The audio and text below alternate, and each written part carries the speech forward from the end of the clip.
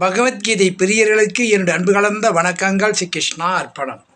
ஸ்ரீமத் பகவத்கீதையின் 5வது அத்தியாயம் சந்நியாச யோகம். இதில் 25வது ஸ்லோகத்தில் பகவான் என்ன சொல்கிறார்னா, தீவினை களைந்து ஐயங்களை அகற்றி இந்திரியங்களை அடக்கி எல்லா உயிர்களின் நன்மையில் மகிழ்வுறு ரிஷிகள் பிரம்ம நிர்வாணம் அடைகிறார்கள். ஸ்ரீ கிருஷ்ணா அர்ப்பணம். நேற்றைய ஸ்லோகத்தில் என்ன சொன்னார்?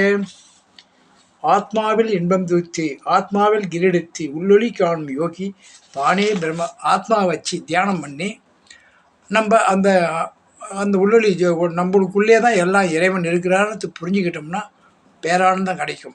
அப்போ அவங்க பிரம்ம நிர்வாணத்தை அடைகிறார்கள். தியானத்தில் அதுமாதிரி நடக்கும். தியானம் பண்ணோம்னா இங்கே என்ன சொல்கிறோம் அப்படி இல்லைனாக்கா, தீவினை கலைந்து நம்மக்கிட்ட இருக்கக்கூடிய கெட்ட பழக்கங்கள் தீயதை எல்லாத்தையும் ஒதுக்கி களைஞ்சிடணும். களை எடுக்கிற மாதிரி களைஞ்சிட்டு ஐயங்களை அகற்றி, ஏன்னா எது நடந்துடுமோ என்னவோ நடந்துடும் பயம் வேண்டாம்.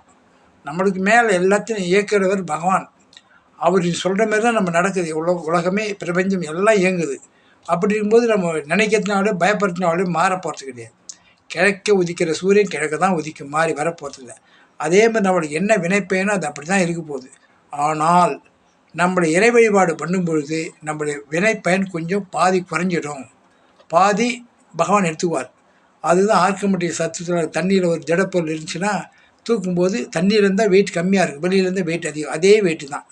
அப்போ தண்ணி வாங்கிக்கிற மாதிரி நம்மளுடைய கஷ்ட காலங்களை எல்லாம் இறைவன் பாதி வாங்கிக்கோ, எல்லாத்தையும் வாங்கிக்க மாட்டார். ஏன்னா சிலது நம்ம அனுபவிச்சே ஆகணும். அப்போ அந்த அப்போ பகவான் இருக்கிறார்ன்ற ஒரு ஐயத்தை அகற்றணும். பகவான் இருக்கிறார், நம்மளுக்கு சந்தேகம் வரக்கூடாது.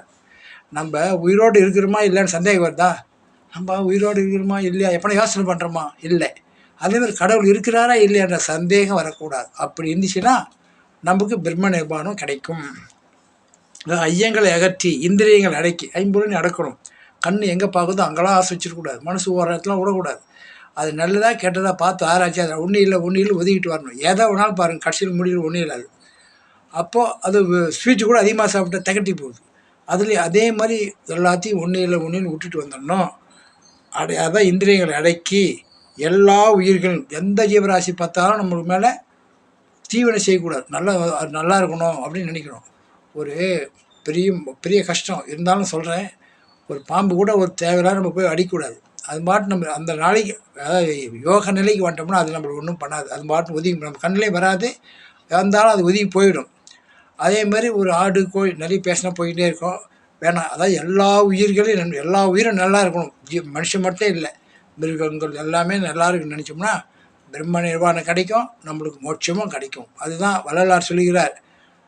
முக்திக்கு என்ன திறவுகோள்னா ஜீவகாருண்யம். எல்லா ஜீவராசி அந்த மாதிரி நிறைய சொல்லுவார்.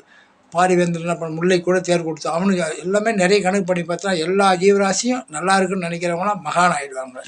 ஓம் சக்தி ஓம் ஓம் தத் சத் கிருஷ்ணா அர்ப்பணம்.